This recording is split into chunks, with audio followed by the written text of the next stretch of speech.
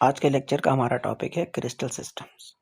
तो सबसे पहले देखते हैं क्रिस्टल क्या है। अ क्रिस्टल में be defined as a solid composed of atoms arranged in a pattern periodic in 3 dimensions. Example diamond, table salt etcetera.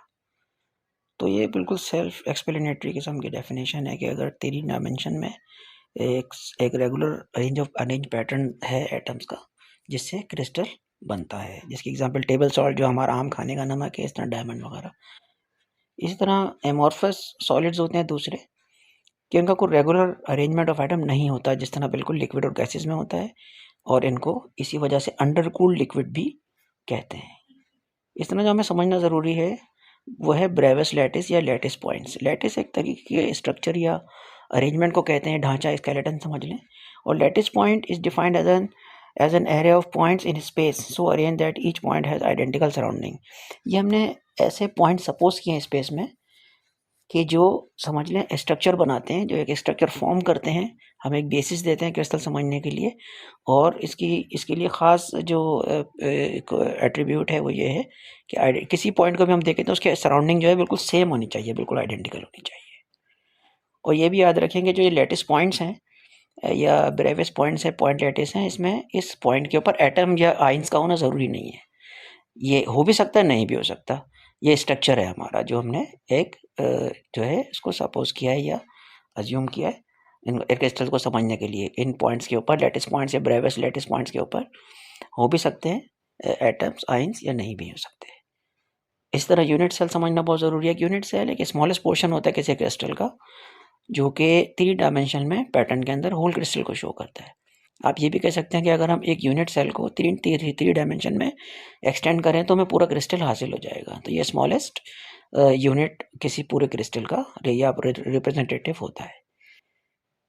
तो हम यूनिट सेल की एक टिपिकल स्टैंडर्ड यूनिट सेल आपके सामने है, तो इसके अंदर आपको समझना ज़रूरी है कि 3 एक्सिस हैं, साइड्स कह लें आप। 3 एक्सिस जो हैं इसके वो हैं ABC, और 3 एंगल अल्फा बीटा गैमा। तो 3 एक्सिस आप ये भी देख सकते हैं आपके, ये जो एक्सिस हैं इनमें अल्फा जो है वो बी और सी के दरमियान का एंगल है, बीटा जो है ए और सी के दरमियान का एंगल है, और गैमा ए और बी के दरमियान का एंगल है। तो ये 6 पैरामीटर्स हैं जो अगर आप समझ लें तो आप क्रिस्टल्स को आसानी से समझ जाएंगे। तो सबसे पहले क्यूबिक क्रिस्टल की बात करते हैं। नाम से भी जाहिर हो रहा है कि क्यूब की शक्ल में होता है। इसके तीनों साइड्स की लेंथ इक्वल है, A equal to B equal to C, और तीनों एंगल्स भी इक्वल हैं, alpha equal to beta equal to gamma. तो यहाँ पे आप देख सकते हैं एक क्यूबिक क्रिस्टल आपके सामने है और सिंपल क्यूबिक है। तो सिंपल टाइप के स्ट्रक्चर के लिए पी का सिंबल यूज होता है, कैपिटल पी, और तीनों साइड्स इक्वल है इसलिए तीनों को ए से शो किया है।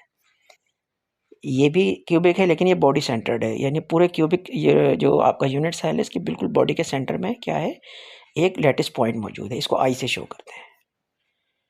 ये फेस सेंटर्ड क्यूबिक है, यानी ये 6 फेसेस हैं, 6 2 डायमेंशनल फेसेस जिनसे मिलके ये बॉक्स शेप जो क्यूबिक शेप बना है आपके सामने। तो हर फेस के ऊपर, हर साइड के ऊपर एक एटम यानी एक लैटिस पॉइंट मौजूद है, जो कि एटम हो भी सकता है, एटम नहीं भी हो सकता है, एटम या आयन। इसको एफ से शो करते हैं, कैपिटल एफ।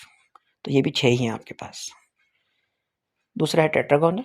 टेट्रागोनल के अंदर जो है ए इक्वल टू बी है, 2 साइड्स इक्वल है लेकिन 3 साइड इक्वल नहीं है, लेकिन तीनों एंगल इक्वल है 90 के।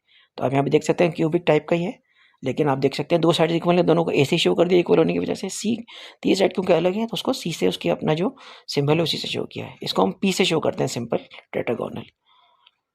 बॉडी सेंटर्ड, बॉडी सेंटर के लिए आपको पता है आई का सिंबल शो होता है, कैपिटल आई, और ये भी बॉडी के बिल्कुल सेंटर में लैटिस पॉइंट मौजूद है।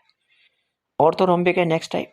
ऑर्थोरोम्बिक में क्या है, तीनों साइड्स की लेंथ इक्वल नहीं है लेकिन तीनों एंगल्स इक्वल हैं। तो यहाँ पे इसको देखते हैं, सिंपल देखें आप यहाँ पे कि सिंपल ऑर्थोरोम्बिक पी से शो किया, और तीनों साइड की लेंथ अलग है, ए बी सी आपके सामने, लेकिन तीनों एंगल 90 के हैं। बॉडी सेंटर्ड, इसके सेंटर में एक लैटिस पॉइंट मौजूद है और इसको आई से हमने शो किया है। इस तरीके से बेस सेंटर्ड ऑर्थोरोम्बिक, इसके 2 अपोजिट फेसेस के ऊपर जो है बिल्कुल सेंटर में आपके पास लैटिस पॉइंट मौजूद है, इसको सी से शो किया, इसको बेस सेंटर्ड कहते हैं। और ये फेस सेंटर्ड है, पूरे के पूरे 6 फेसेस के ऊपर सेंटर में आपके पास लैटिस पॉइंट्स मौजूद हैं, इसको एफ से शो करते हैं, face centred orthorhombic. Rhombohedral, next system है रोम्बोहेड्रल। इसके अंदर तीनों साइड्स की लेंथ इक्वल है, A equal to B equal to C, और alpha equal to beta, 2 angle equal है, gamma is not equal to 90 degree. तो यहाँ पे आप देख सकते हैं एक टिपिकल एग्जाम्पल है, अगर आप इसको चाहें तो इसको थोड़ा सा, अगर आप अपने जो मोबाइल या वगैरह जिस पे देख रहे हैं उसको टेढ़ा करके देखेंगे तो आपको वो भी आपको थोड़ी सी विजुअलाइजेशन हो जाएगी। इसमें तीनों साइड्स आपके पास इक्वल हैं, ए से शो की गई हैं, 2 एंगल इक्वल हैं, एक 90 का एंगल नहीं है, ठीक है, तो एक एंगल इक्वल नहीं है। तो यहाँ पे इसका ये टिपिकल यूनिट सेल है।